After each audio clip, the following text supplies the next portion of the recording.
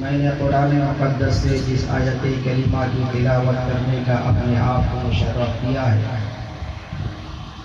اس کی تجزیہ کرنے سے قبل انتہائی محبت کے ساتھ ایک زبان کے خیال ہو کر دونوں عالم کے مالک و مختار سید ابرار اخیار مصطفیٰ جان رحمت شمع بزم ہدایت نو شہی بزم جنت افطر برز و رفعت قاسم کنز و نعمت مالک جنت عرش کی زیب و زینت فرش کی شان و رفعت جناب احمد مجتبی محمد صلی اللہ علیہ وسلم کی بارگاہ پیغمبر میں جھوم جھوم کر درود پاک کا ہدیہ نشاور کرے اور پڑھے آواز اللہم صلی اللہ علیہ سیدنا و مولانا محمد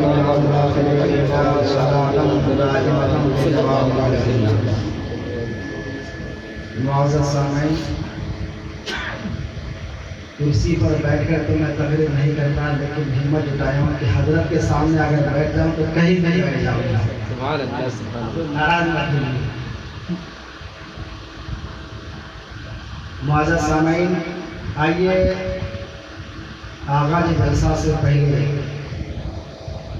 لمبی دیر تک آپ حضرات میں کلام رضا میں مصروف رہے، تو مجھے تو اشعار یاد نہیں ہے، البتہ اس جوش و خروش میں میں بھی دو تین شعر آپ سماعتوں کے حوالے کرنا چاہتا ہوں، اجازت ہے نا؟ تو شہنشاہ ملک سخن شہری عارف گروفن محبوب و محب پنجتن آبروی اہل سنت پیشوائی اہل سنت مجددین ملت اشعار امام احمد اللہ خان فاضل بریلوی رضی اللہ تعالی عنہ فرماتے ہیں کہ یا رسول اللہ زمین و زمان تمہارے یہی یادی ہے کہ زمین و زمان تمہارے لیے، مکین و مکان تمہارے لیے، چنی و چنا تمہارے لیے، بنے دو جہاں تمہارے لیے، دہن میں زبان تمہارے لیے، بدن میں ہے جان تمہارے لیے، ہم آئے یہاں تمہارے لیے، اٹھے بھی وہاں تمہارے لیے، تمہاری چمک تمہاری دمک تمہاری جھلک تمہاری محبت، زمین فلک سما کو سما میں سے کا نشان تمہارے اور دو شعر کہ یا رسول اللہ کہ کعبہ کہوں آپ کو یا کعبے کا کعبہ کہوں، یا رسول اللہ کعبہ کہوں کہ کعبے کا کعبہ کہوں تجھے، کہ بے مثل حسن و پاک کا جلوہ کہوں تجھے، یا رسول اللہ آتا نہیں سمجھ میں کہ کیا کہوں تجھے، یا رسول اللہ آتا نہیں سمجھ میں کہ کیا کہوں تجھے، افضل کہوں کہ اعلیٰ و اولا کہوں، یا رسول اللہ سرور کہوں کہ مالک و مولا کہوں تجھے، آگے خلیل کا گلے زیبا کہوں تجھے، بس آخر رضا نے خلیل سکر اس پہ کر دیا کہ خالق کا بندہ ہر جگہ آقا کم۔ اور قرآن مقدس سے میں نے ایک آیت تلاوت کی ہے، هو الاول والآخر والظاہر والباطن، کہ وہی اول ہے، وہی آخر ہے، وہی ظاہر ہے، وہی چھپا ہوا ہے، اور وہی ہر چیز کو جانتا ہے۔ اس آیت کریمہ کے تحت شیخ محقق علامہ عبدالحق محدث دہلوی رحمۃ اللہ علیہ فرماتے ہیں کہ یہ آیت کریمہ حمد خدا بھی ہے اور نعت مصطفیٰ بھی ہے، یہ صفات خدا بھی ہے اور صفات مصطفیٰ بھی ہے۔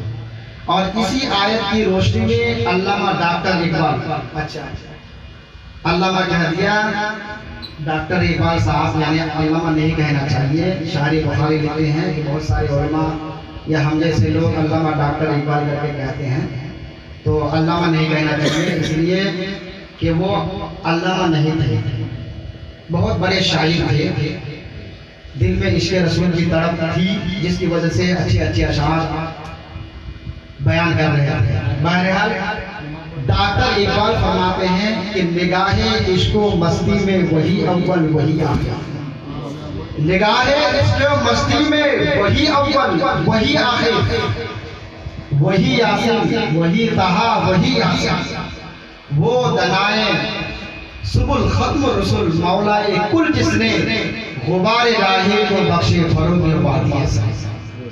کہ یہ آیت کریمہ یہ حمد خدا بھی ہے اور نعت مصطفیٰ بھی ہے۔ وہی اول، اسی پر گفتگو ہوگی، وہی اول وہی آخر وہی ظاہر وہی باطن۔ کہ آج جو ہم اکٹھا ہوئے ہیں عید میلاد النبی، نبی کی پیدائش کی خوشی، ہم لوگوں کے دل میں بھی اللہ تبارک و تعالیٰ وہ جذبہ عطا فرمائے کہ ہم بھی اپنے گھروں میں نبی کی میلاد پر خوشیاں مناتے رہیں، جیسا کہ اللہ تبارک و تعالیٰ کا عظیم فضل و کرم ہو گیا کہ ہر سال حضرت اللہ مولانا جمال الدین صاحب الفاروقی جو نبی کی محبت میں میلاد کا اہتمام کرتے ہیں، اس کا چیٹا ہم پر بھی پڑا، سب مل کر کے بولے ہم نے میلاد یہ کیا چیز ہے؟ خوشی یہ دو طرح کی ہوتی ہے، ایک خوشی تو فخر کی خوشی اور ایک خوشی شکر کی ہوتی ہے۔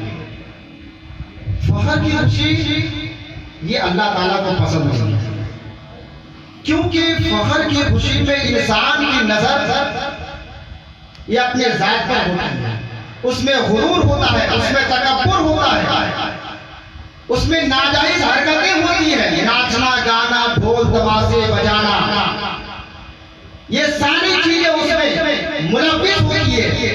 اور ایسی خوشی کے بارے میں میرا رب فرماتا ہے کہ لا تفرح ان اللہ لا يحب الفرحین، یہ حضرت کہ خوشی نہ مناؤ، ایسی خوشی نہ مناؤ، کیونکہ ایسی خوشی منانا یہ اللہ تبارک و تعالیٰ پسند نہیں فرماتے۔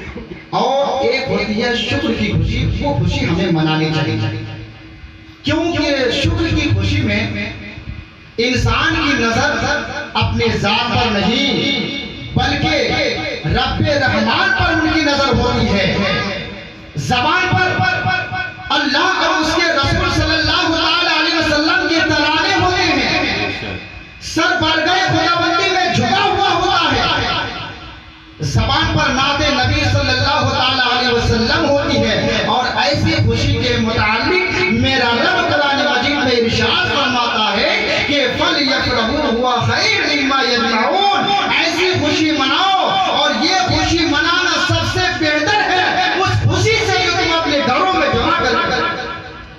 پھر اللہ تبارک و تعالیٰ نے ہمیں مختلف قسم کے خوشیاں مواقع عطا فرمائے۔ خوشی تو ایسی ہوتی ہے جسے شخصی کہلاتی ہے، جو صرف ایک آدمی کو خوشی ہوتی ہے، جو ایک آدمی خوش ہوتا ہے۔ اور کیسی؟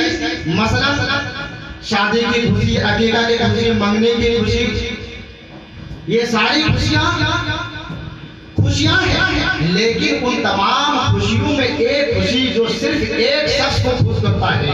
مثال کے طور پر اللہ نہ کرے کہ ایسا ہو کہ کوئی آدمی بیمار ہو اور لا علاج ہو جائے، ڈاکٹروں نے، طبیبوں نے، حکیموں نے اسے کہہ دیا ہو، جواب دے دیا ہو، اللہ اکبر، لیکن اس بندے پر بھی اللہ تبارک و تعالیٰ کا فضل و کرم ہو، اچانک وہ ٹھیک ہو جائے، اللہ تبارک و تعالیٰ اپنی قدرت سے اس کے ٹھیک کر دے، وہ چلنے پھرنے کے قابل ہو جائے، بتائیے اس کے بعد جتنا وہ آدمی خوش ہوگا کوئی خوش نہیں ہوگا، خاندان والے بھی خوش ہوں گے، مگر جتنی خوشی جتنی مسرت اس آدمی کو ہوگی کسی اور کو نہیں۔ اور کچھ خوشیاں ایسی ہوتی ہیں جو اپنے خاندان کے ساتھ تعلق رکھتا ہے۔ مثال کے طور پر کسی کے یہاں لڑکا پیدا ہو، ایک مدت مزید کے بعد یا پہلی بار بچہ پیدا ہو تو باپ کہے گا کہ اللہ اللہ میرا بیٹا پیدا ہوا، ماں کہے گی کہ میرا لاڈلا پیدا ہوا، بھائی کہے گا کہ میرا بھائی پیدا ہوا، چچا کہے گا کہ میرا بھتیجا پیدا ہوا، دادا کہے گا کہ میرا پوتا پیدا ہوا، نانا کہے گا کہ میرا نواسا پیدا ہوا۔ چنانچہ خاندان کے ہر ایک فرد اس بچے کو بچے سے اپنے رشتے کو ظاہر کر کے خوشیوں کا احترام کرے گا، یعنی پورا خاندان اس خوشی میں ملوث ہے۔ اور کچھ خوشی ایسی ہوتی ہے جس کا تعلق پورا گاؤں یا پورے محلے سے ہوتا ہے۔ مثال کے طور پر گاؤں کا سرپنچ پورے گاؤں والے کو دعوت دے اپنی بیٹی کی شادی میں، اور اس دعوت میں سارے گاؤں والے شریک ہو، تو سارے لوگ اس دعوت میں شریک ہونے کے بعد خوشی کا اظہار کریں گے۔ اور کچھ خوشیاں ایسی ہوتی ہے جو صوبے سے تعلق رکھتی ہے۔ مثال کے طور پر صوبے کا گورنر یا وزیر اعلیٰ اپنے صوبے کے تمام لوگوں کو دعوت کرے، اور اس دعوت میں ہر ایک لوگ پہنچے، تو ہر ایک خوشی کا اظہار کرتے ہوئے اس دعوت میں شریک ہوں گے اور خوشیوں کو ظاہر کرے گا۔ اور کچھ خوشیاں ایسی ہوتی ہے جس کا تعلق پورے ملک سے ہوتا ہے۔ مثال کے طور پر اس ملک میں الیکشن ہوا اور ایک پارٹی واضح اکثریت سے وہ جیت جائے، اور جیتنے کی خوشی میں سارے لوگ اس کو وزیر اعظم بنا دیں، تو اس پارٹی کے ہر فرد جہاں جا کے اس ملک کے جس صوبے میں بھی ہوں گے وہ خوشیوں کا اظہار کرتے ہوئے نظر آئیں گے۔ اللہ اکبر۔ لیکن یاد رکھیں اللہ پورا کے جنتی مسلمانوں، اس آسمان کے نیچے اس زمین کے اوپر ایک خوشی ایسی بھی ہے جو کسی ایک فرد نے نہیں منائی، جو ایک محلے والوں نے نہیں منائی، جو ایک خاندان والوں نے نہیں منائی، جو ایک شعبے والوں نے نہیں منائی، جو ایک ملک والوں نے نہیں منائی۔ وہ خوشی عام تھی، وہ خوشی عام تھی۔ وہ کون سی خوشی تھی؟ اللہ اکبر۔ وہ تمام حیوانات نے منائی، وہ تمام جماعت نے منائی، وہ تمام انسانوں نے منائی، وہ پورب والوں نے بھی منائی، وہ پچھم والوں نے بھی منائی، وہ اتر والوں نے بھی منائی، وہ دکھن والوں نے بھی منائی، وہ آسمان والوں نے بھی منائی، وہ زمین والوں نے بھی منائی، وہ قرآن جنت بھی منائی، وہ بہشتے کے لیمان نے بھی منائی، وہ فرشتوں نے بھی منائی۔ دیگر الفاظ یوں کہوں کہ وہ سدرہ کے بقی جبریل امین نے بھی منائی، وہ میکائیل علیہ السلام نے بھی منائی، وہ اسرافیل علیہ السلام نے بھی منائی، وہ حضرت اسرائیل علیہ السلام نے بھی منائی، یعنی تمام فرشتوں نے منائی، تمام فرشتوں نے منائی۔ اور آگے بڑھیے، ایک ایسی خوشی ہے، ایسی خوشی ہے کہ خود پروردگار نے حضرت کی خوشی بتائی۔ نعرہ رسالت، عید میلاد النبی، علماء اہل سنت، مسلک اعلیٰ حضرت۔ وہ کون سی خوشی تھی؟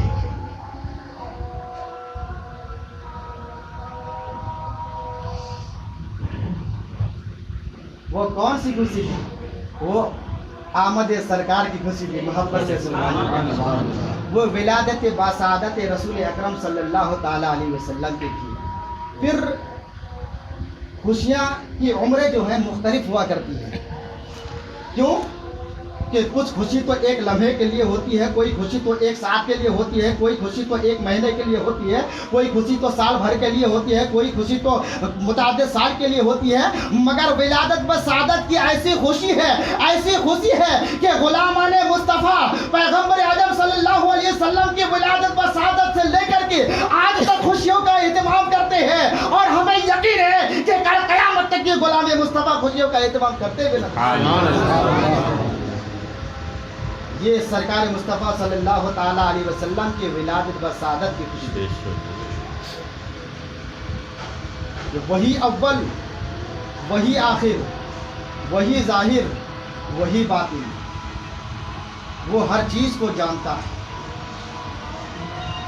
کہ اس آیت مبارکہ کے تحت امام بخاری اپنی مسند میں لکھتے ہیں کہ اللہ تبارک و تعالیٰ نے جب اس دنیا میں اپنا نائب، اپنا خلیفہ بھیجنا چاہا، تو سب سے پہلے اپنے نور سے اپنے حبیب صلی اللہ علیہ وسلم کے نور پاک کو پیدا فرمایا۔ یہ آپ سبھی جانتے ہیں، ادھر جانا نہیں چاہتا۔ کہ اپنے نور سے اپنی حبیب پاک صلی اللہ تعالیٰ علیہ وسلم کے نور پاک کو پیدا فرمایا۔ آپ نے علماء کرام سے تقریریں سنی ہیں۔ اب پھر اس نور کے 4 حصے کیے۔ کتنے حصے کیے؟ 4 حصے کیے۔ ایک حصے سے اللہ نے قلم کو پیدا فرمایا، ایک حصے سے لوح محفوظ کو پیدا فرمایا، اور ایک حصے سے عرش کو پیدا فرمایا، اور بقیہ 4 حصے سے ساری کائنات پیدا فرمائی، ساری کائنات پیدا فرمائی۔ آیت مبارکہ کی روشنی میں عرض کرتا چلا ساری کائنات۔ اس کے بعد اللہ تبارک و تعالیٰ نے جب قصد فرمایا کہ زمین پر میں اپنا خلیفہ، اپنا نائب، اپنا نبی بھیجوں، تو اللہ تبارک و تعالیٰ نے فرمایا وَعَلَّمَ آدَمَ الْأَسْمَاءَ كُلَّهَا۔ اللہ تبارک و تعالیٰ نے اپنا نائب، اپنے پیغمبر کو دنیا کی ساری چیزوں کا نام بتایا۔ یعنی اسی آیت مبارکہ کے تحت میں ہے کہ اللہ نے جب اپنا نائب، اپنا خلیفہ بنانا چاہا، انی جاعل فی الارض خلیفہ، تو ساری چیزوں کا نام اللہ تبارک و تعالیٰ نے حضرت آدم علیہ السلام کو سکھا دیا۔ تفسیر روح البیان میں لکھتے ہیں کہ اللہ تبارک و تعالیٰ نے حضرت آدم علیہ السلام کو نبی پاک صاحب الاولاد صلی اللہ تعالیٰ علیہ وسلم کے صدقہ طفیل حضرت آدم علیہ السلام کو تمام علوم اور 1000 پیشوں کا ماہر بنایا۔ محبت سے سبحان اللہ۔ اور یہ کس کی برکت سے؟ شیخ محقق حضرت عبدالحق محدث دہلوی رحمۃ اللہ علیہ فرماتے ہیں کہ یہ صرف نور محمد صلی اللہ تعالیٰ علیہ وسلم کی برکت سے۔ آپ اندازہ لگائیں کہ جب اللہ تبارک و تعالیٰ نے حضرت آدم علیہ السلام کو اتنے سارے علوم اور اتنے سارے ماہر، اتنے سارے علوم عطا فرمایا، اتنے سارے علوم کا ماہر بنایا، تو خود ذات پاک محمد عربی صلی اللہ تعالیٰ علیہ وسلم کے علوم کا پھر کیا حال ہے؟ بس میں تو صرف یہ کہتا ہوں کہ حضرت آدم علیہ السلام کا علوم میرے مصطفیٰ کریم کے علوم کے آگے ایسے ہیں جیسا کہ ایک قطرہ دریا کے سامنے ہو۔ ارے جب قطرے کا علم کا یہ عالم ہے تو جس کے پاس پورا دریا ہے اس مصطفیٰ کریم کے علوم کا کیا ہے؟ لیکن افسوس ہے اس کم بخت بد عقیدہ علماء پر جنہوں نے یہ لکھ کر کے مر گیا کہ ایک سالے دیوبندی بد عقیدہ عالم یہ خواب میں دیکھا محمد عربی صلی اللہ علیہ وسلم کو، اور سرکار کو اردو میں بولتے ہوئے دیکھا، تو اس نے پوچھا کہ یا رسول اللہ آپ تو عربی ہے، آپ کو اردو کیسے آ گئے؟ آپ کو اردو بولنا کیسے آ گئے؟ تو سرکار نے فرمایا کہ جب سے میرا معاملہ یہ کیا کہتے ہیں دیوبند سے ہوا ہے تب سے مجھے یہ زبان میں آ گیا۔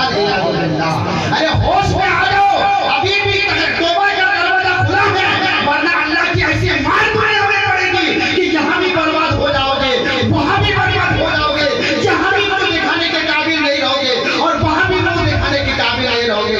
ارے تم نے من گھر کھا بیان کر کے اپنے جھوٹی شان بنائی اور نبی کریم صلی اللہ علیہ وسلم کے شان میں گستاخی کی۔ ارے وہ نبی جو عرش والوں کی بولی جانتے ہو، ارے وہ نبی جو فرش والوں کی بولی جانتے ہو، ارے وہ نبی جو حیوانوں کی بولی جانتے ہو، ارے وہ نبی جو انسانوں کی بولی جانتے ہو، وہ نبی جو کنگروں کی بولی جانتے ہو، وہ نبی جو پتھروں کی بولی جانتے ہو، کیا وہ نبی اردو بولنا نہیں جانتے؟ وہ نبی اردو بولنا نہیں جانتے؟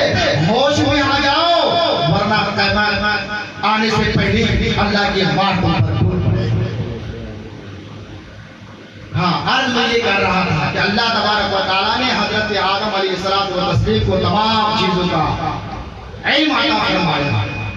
نئی چیزیں بتاؤں گا، تمام چیزوں کا نام بتا رہا، بتانے کے بعد فرشتوں سے فرمایا اے میرے فرشتے، میرا خلیفہ، میرا نائب، میرا پیغمبر، میرا نبی معلم وجود میں آ چکا ہے اور میں نے اسے اتنا علم دے دیا ہے، اتنا علم دے دیا ہے کہ تمہارا علم بھی ان کے علم کے آگے نہیں۔ چنانچہ فرشتوں نے عرض کی پروردگار عالم کو کیا کیا جائے؟ اللہ نے فرمایا کہ ان کی تعظیم کرو، جب میں حکم کروں تو ان کی تعظیم کرو۔ چنانچہ فرشتوں نے عرض کی دربار اللہ میں، یہ اللہ یہ تعظیم کیسی؟ کیونکہ وہ تعظیم کی پہلی مرتبہ تعظیم کی جا رہی تھی، یا اللہ یہ تعظیم کیسی، وہ تحیت کیسی؟ چنانچہ اللہ نے فرمایا گھبراؤ نہیں فرشتوں، میں اسے جنت کے ممبر پر بیٹھاتا ہوں اور جیسے ہی وہ حکم کروں تم سب حضرت آدم کی تعظیم میں چلے جانا۔ چنانچہ اللہ تبارک و تعالیٰ نے حضرت آدم علیہ نبی علیہ الصلوۃ والتسلیم کو جنت کے ممبر پر بٹھایا اور اللہ نے فرمایا اذ قلنا للملائکۃ اسجدوا لآدم فسجدوا الا ابلیس ابى واستكبر وكان من الكافرین۔ اللہ نے جب فرشتوں کو حکم دیا اے فرشتوں حضرت آدم علیہ السلام کے سجدہ کرو تو سجدہ کرو، سارے فرشتے سجدے میں چلے گئے۔ ابلیس نے انکار کیا، ابلیس نے انکار کیا، ابا ابلیس نے انکار کیا، ابا ابلیس نے انکار کیا، واستكبر وكان من الكافرین، اور وہ کافر ہو گیا۔ ابلیس نے انکار کیا، ٹوٹل انکار کیا، ٹوٹل ہی انکار کر دیا، ٹوٹل ہی انکار کر دیا۔ ابلیس نے انکار کر دیا، سارے فرشتے سجدے میں چلے گئے، سارے فرشتے سجدے میں چلے گئے، ابلیس نے انکار کیا۔ اب یہاں تین باتیں اس آیت کریمہ میں آ رہی ہیں۔ حکم کی تعمیل کی فرشتوں نے، سجدے سے انکار کیا شیطان نے، شیطان میں پہلے فرشتہ تھا، فرشتے میں داخل تھا، انکار کیا ایک بات۔ دوسری بات یہ کہ اللہ کے حکم کی تعمیل کی تو سب سے پہلے تعمیل کس نے کی؟ حضرت آدم علیہ السلام کو سجدہ کیا گیا، کتنے سجدہ کیے گئے اور وہ سجدہ کس وقت میں کیا گیا؟ یہ شک نکل رہی ہے اس آیت کریمہ سے۔ تفسیر روح البیان میں حضرت علامہ اسماعیل حقی علیہ رحمت اور رضوان لکھتے ہیں کہ اللہ تبارک و تعالیٰ کی حکم کی تعمیل کرنے میں جو پہل کی وہ سدرہ کے مکی جبریل امین تھی، سبحان اللہ۔ اس کے بعد حضرت میکائیل علیہ السلام، اس کے بعد حضرت اسرافیل علیہ السلام، اس کے بعد حضرت اسرائیل علیہ السلام، اس کے بعد سارے فرشتے سجدے میں چلے گئے۔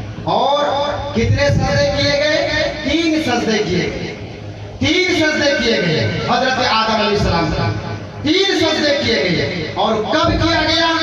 وہ جمعہ کے دن تھا، سبحان اللہ۔ ظہر سے لے کر کے عصر تک، ظہر سے لے کر کے عصر تک کا یہ سجدہ تھا۔ جیسے اللہ تبارک و تعالیٰ نے حکم کیا کہ آدم کو سجدہ کرو، سارے فرشتے سجدے میں چلے گئے، ابلیس نے انکار کیا، سجدے میں چلے گئے۔ سجدے سے فارغ ہونے کے بعد دیکھا، فرشتوں نے جب دیکھا کہ سارے فرشتے اللہ کے حکم کی تعمیل کی اور میرا استاد، میرا لیڈر یہ عجازل، یہ سجدہ نہیں کیا، یہ مغرورانہ انداز میں یہ اللہ کے حکم کی تعمیل کرنے کے بجائے حضرت آدم علیہ السلام کی طرف پیٹ کر کے مغرورانہ انداز میں کھڑا ہے۔ اللہ اکبر۔ جیسے ہی فرشتوں نے دیکھا تو حیبت الہی جب ان پر تعریف ہوئی تو دوسرے سجدے میں چلے گئے، دوسرے سجدے میں چلے گئے۔ اور دوسرا سجدہ یہ شکریہ کے طور پر تھا اور یہ 100 سال کا، دوسرا والا سجدہ یہ 100 سال کا تھا۔ اور 100 سال کے بعد جب فرشتے سجدے سے اپنا سر اٹھایا تو دیکھا کہ میرا استاد، یہ فرشتوں کا ہیڈ ماسٹر، یہ عجازل، تو پہلے تو بہت ہی اچھی شکل صورت تھی ان کی، بڑا وجیہ قسم کا تھا، بڑا خوبصورت تھا، شکل تو بڑی پیاری تھی، نہایت ہی حسین و جمیل تھا۔ لیکن اب معاملہ چونکہ بگڑ چکا تھا، معاملہ اس کا الٹا ہو گیا تھا، معاملہ چونکہ الٹا ہو گیا تھا، اس لیے کیا ہوا؟ اس لیے ہوا یہ کہ پورا جسم یہ خنزیر کی طرح ہو گیا، پورا چہرہ یہ بندر کی طرح ہو گیا، شکل صورت ڈراؤنی ہو گئی، پورا چہرہ کالا یعنی سیاہ ہو گیا، شکل صورت بھیانک ہو گئی۔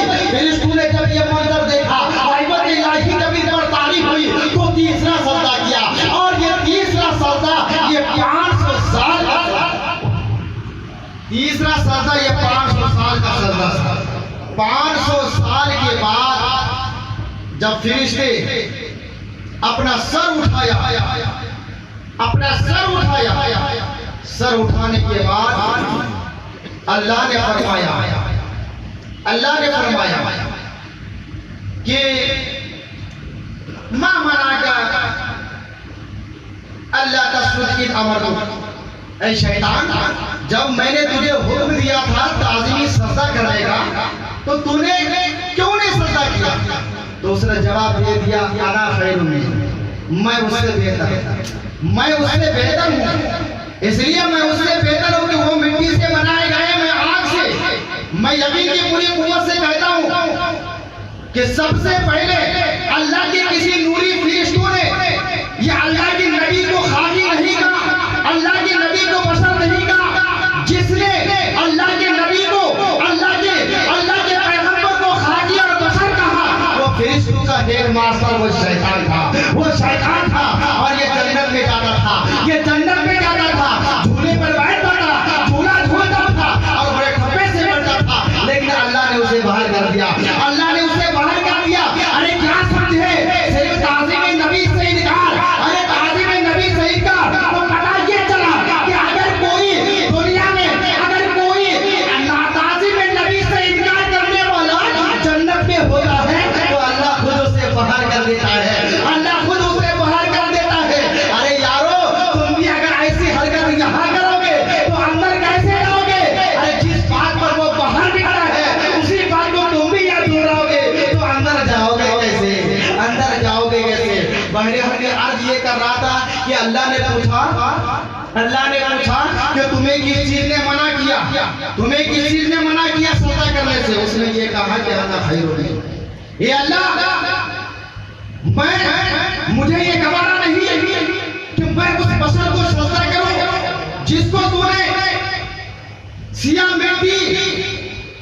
سیاہ مٹی جو پہلے بدبودار تھی اس سے تیار کیا ہے۔ یا اللہ میں تیری برگاہ میں 1 2 7 3 4 برس نہیں 6 کروڑ برس تک عبادت کی، دنیا کے ہر خطے میں میں نے سجدہ کیا ہے، زمین کے ہر چپے پر میں نے سجدہ کیا ہے۔ اے میرے اللہ اور بھی سجدہ کرتا جاؤں گا، اور بھی سجدہ کرتا جاؤں گا، روئے زمین پر کوئی ایسی جگہ باقی نہ رہے گی جہاں میں سجدہ نہیں کروں گا، لیکن اے میرے اللہ میں تیرے ساتھ ساتھ تیرے نبی کا میں تعظیم نہیں کر سکا، تیرے نبی کی میں تیرے نبی کی بھی تعظیم نہیں کر سکتا، تیرے نبی کو میں سجدہ نہیں کر سکتا۔ یہ شرک مجھ سے نہیں ہوتا۔ گویا کہ یہ توحید کا قائل تھا، یہ نبوت کا منکر تھا۔ شیطان نعرہ تکبیر کو مانتا تھا، نعرہ رسالت سے چڑھتا، نعرہ رسالت سے چڑھتا۔ اچھا ایک بات، یہ اللہ تبارک و تعالیٰ نے جب اپنا خلیفہ بنایا، خلیفہ بنانے کے بعد سجدہ کرنے کو کہا کہ میرے نبی کی تعظیم کرو، سجدہ کرو۔ یہ سجدہ کیوں کرایا؟ آخر کر وجہ کیا تھی؟ کوئی دوسرا اور کچھ کرتے؟ یہ تمام نوری فرشتوں کے گردانوں کو بارگاہ آدم میں کیوں جھکایا؟ آخر کر وجہ کیا تھی؟ تو اس کے بارے میں تفسیر روح البیان میں لکھتے ہیں کہ اس کے متعدد جواب دیتے ہیں۔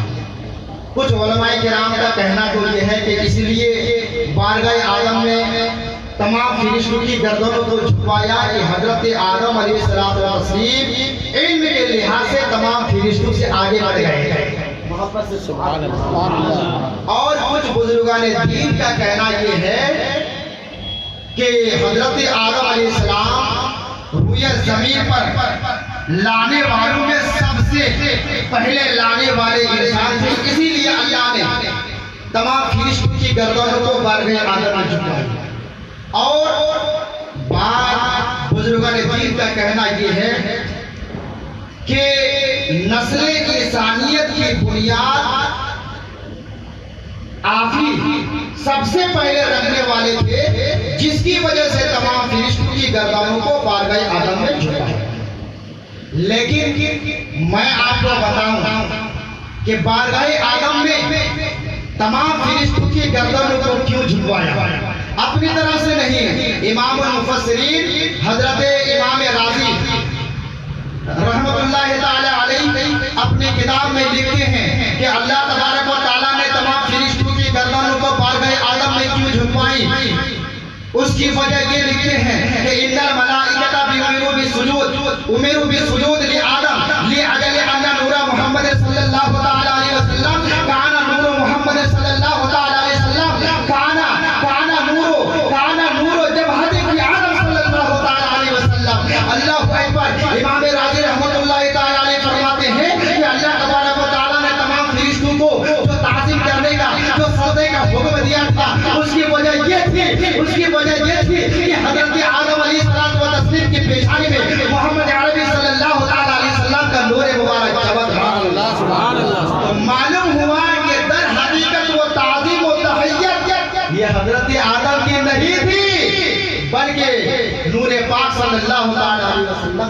لہذا حکم کی تعمیل کرتے ہی تمام نوری فرشتے اس نور آدم کے آگے اپنے اپنے گردن جھکا اور جو سب سے پہلے جھکایا وہ تمام کا سردار بنا، وہ اللہ کی بارگاہ میں مقبول ہو گئے۔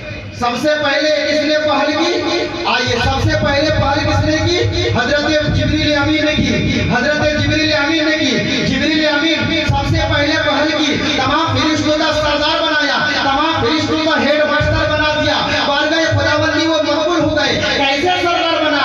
یہ کیسے سردار بنایا؟ آئیے میں بتاتا چلوں۔ اللہ تبارک و تعالیٰ نے جب حضرت تمام فرشتوں کو حکم دیا کہ اسجدوا لآدم، اسجدوا لآدم، آدم علیہ السلام کو سجدہ کرو، آدم علیہ السلام کو سجدہ کرو، آدم علیہ السلام کو سجدہ کرو۔ جبریل علیہ السلام کو سوچنے لگے آخر کر میرا رب ہم سے سجدہ کروانا کیوں چاہتا ہے؟ آخر کر وجہ کیا ہے؟ اس میں حکمت کیا ہے؟ اس میں کون ایسی بات پوشیدہ ہے جس کی وجہ سے تمام فرشتوں کی گردنوں کو بارگاہ آدم میں جھکانا جا رہا ہے؟ اللہ اکبر، اتنا کہنا تھا۔